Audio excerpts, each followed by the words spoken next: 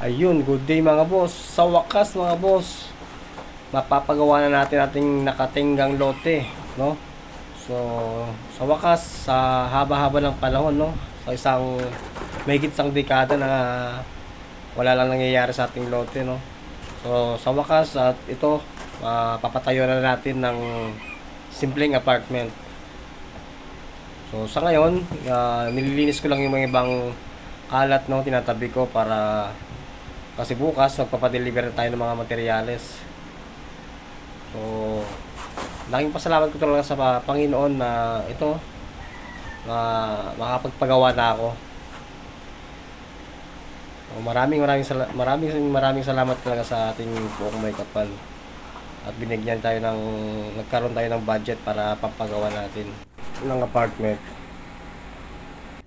So, soon i-reveal ko sa inyo kung saan ako nakakuha ng budget para pampagawa. So, isang malaking decision din ang ginawa ko para makapagpaano, para magpatayo ng apartment. Isang malaking decision din para i-give up ko yung pinagkuhanan ko nito. At nagdesisyon ako na pampatayo ng apartment. So, soon i-reveal ko yung kung saan ko kinuha at kung bakit ko give up yun.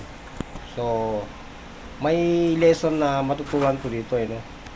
So, makikita nyo kung anong lesson. So, nire-reveal ko sa inyo. Ito, share ko lang mga boss, no. Sa buhay kasi natin, meron kasi tayong mga bagay na kailangan na nating i-give up na ang hirap nating napakahirap sa ating kalooban na i-give up yun, pero kailangan natin magdesisyon na gawin niyon para sa mas ikabubuti o para sa mas ikakaginhawa ng ating pamumuhay. So, ayun, kailangan talaga magdesisyon ng matindi. Kahit masakit sa kalooban mo dahil sa tagal na panahon, nanghihinayang ka dahil pundar mo nga na mahabang pa may pundar mo yon. So, pero kailangan mo talaga mag-decision ng matindi para lang isipin mo mabuti kung sa nakakabuti pa ba yun o kailangan mong i-give up yun para sa mas ikabubuti pa, no? Pero sa tingin ko tama yung naging decision ko na yun. So, malalaman natin pag natapos natin tong ating papagawang apartment at may nangupahan na. So, bali itong papagawa nating apartment simpleng simpleng apartment lang no. Ito yung walang poste. Hollow blocks naman siya, kaso lang tinatawag na yabi-yabi lang. So hindi na natin palagyan ng poste no.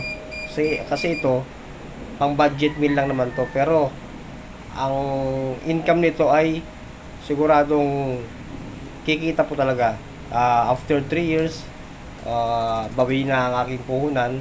So pag tumagal pa to ng mga hanggang 10 years, sabi ko sulit na to. So yun ang naging vision ko.